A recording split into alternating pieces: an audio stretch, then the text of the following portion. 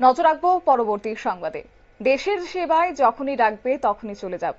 প্রসঙ্গ যখন পূর্ণম সাউ, সেই বিএসএফ জওয়ান যিনি কিনা আজ থেকে 1 মাস আগে পাকিস্তানের গন্ডি পেরিয়েছিলেন এবং তারপরেই তাকে পাকিস্তানের রেঞ্জাররা আটক করে রেখেছিলেন। দীর্ঘ 1 মাস পর তিনি বাড়ি ফিরেছেন। অবশ্য গতকাল আপনাদেরকে দেখিয়েছিলাম, নিউজ ভ্যানগার্ডের পর্দায় কিন্তু দেখানো হয়েছিল যে তার বাড়ি ফেরাকে কেন্দ্র করে কতটা উৎসাহ রয়েছে, তার উৎসাহের মধ্যে রয়েছে তার পরিবার এবং একই সঙ্গে প্রহর গুনতে শুরু করেছে এলাকাবাসীরা এবং সাজো সাজো রব গোটা এলাকা জুড়ে তার বাড়িকেও সাজিয়ে তোলা হয়েছে নানান আলোকে এবং ভুরি ভোজের আয়োজন তো রয়েছে। সেই সমস্ত ছবি কিন্তু আমরা গতকাল দেখিয়েছিলাম। তারই মধ্যে একটু জানিয়ে রাখি যে গতকাল রাতে কিন্তু তিনি দিল্লি থেকে বাড়িতে ফিরেছেন এবং তারপরে তাকে মালা পরিয়ে তার আত্মীয় পরিজন এবং এলাকাবাসী তাকে শুভেচ্ছা জানিয়েছে। পাশাপাশি পরিবার তাকে দেখে অনেকটা আশার আলো ফুটিয়েছে তাদের মনের মধ্যে। যাই হোক, তারপরে তাকে দেখে তার স্ত্রী অসুস্থ হয়ে পড়েছেন এবং মা বাবা এতদিন পর্যন্ত চিন্তায় ছিলেন।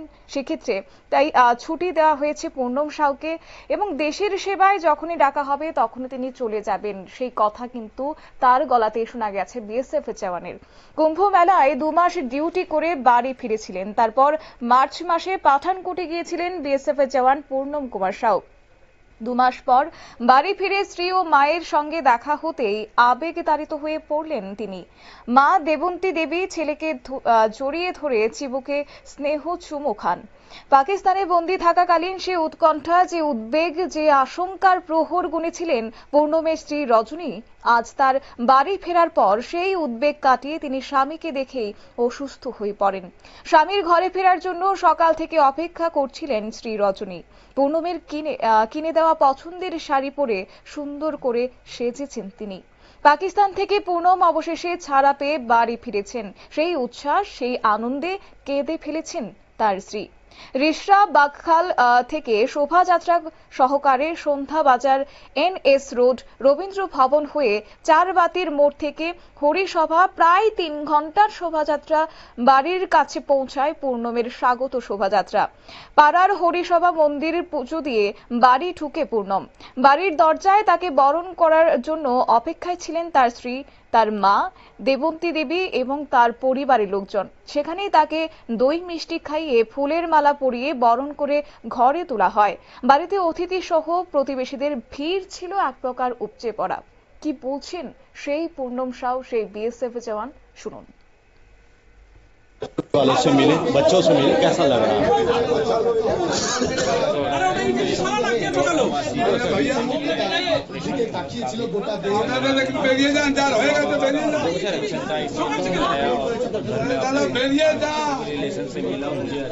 सर, आप जब पाकिस्तान में थे उस समय आपको खबर हुआ था ऑपरेशन सिंदूर चल रहा है, भारत सरकार दबाव बना रहा है आपको वापस लाने के लिए? कोई भी ऑपरेशन के लिए हमें जल्दी खबर नहीं दिया जाता है। कोई कॉमर्स नहीं, इसके बारे में कुछ नहीं जानता। आप जब आए भारत में प्रवेश किए, आपका अधिकारियों से मुलाकात हुआ, सबने क्या बात हुआ? ऐसे ही इन्फॉर्मेशन।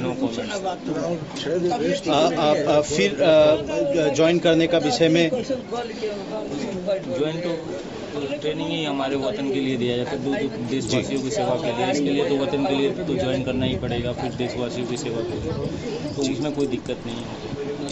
पाकिस्तान को जो मुंह तोड़ जवाब दे दिया गया, एक देश के जवान के तौर पर क्या कहना चाहते हैं? इसके लिए नो कमेंट्स। Thank you. আপনারা শুনলেন বিএসএফ এর জওয়ান পূর্ণম কুমার সাউয়ের বক্তব্য। অবশ্যই এদিন বাড়ি ফেরার পর পূর্ণম জানায়, সবার সহযোগিতায় আমি দেশে ফিরতে পেরেছি। মা বাবা চিন্তা করছিল, স্ত্রী অসুস্থ হয়ে রয়েছে, তার দুশ্চিন্তার মধ্যে ছিল, সেই কারণে আমাকে ছুটি দেওয়া হয়েছে। আমাদের যে প্রশিক্ষণ দেওয়া হয় তা দেশের জন্য, দেশের সুরক্ষার জন্য, সেজন্য আমরা দাঁড়িয়ে থাকি। যখনই আমাকে দেশের সেবার জন্য ডাকবে আমাকে যেতে হবে। অবশ্যই এই বিষয়ে কূটনৈতিক বোঝাপড়ার মাধ্যমে তাকে পাকিস্তান ছাড়তে বাধ্য হয়েছে। সেই বিষয়ে জিজ্ঞাসা করা হলে বিএসএফ জওয়ান তিনি এখনই কিছু বলতে নারাজ। এই বিষয়ে এখন আমি কোনো মন্তব্য করব না বলে তিনি জানিয়েছেন। তবে যাই হোক, তাকে ঘরে ফেরাকে কেন্দ্র করে কিন্তু খুশির হাওয়া গোটা এলাকায়। নিয়ে নিচ্ছি ছোট্ট একটি বিজ্ঞাপন বিরতি, সঙ্গে থাকুন।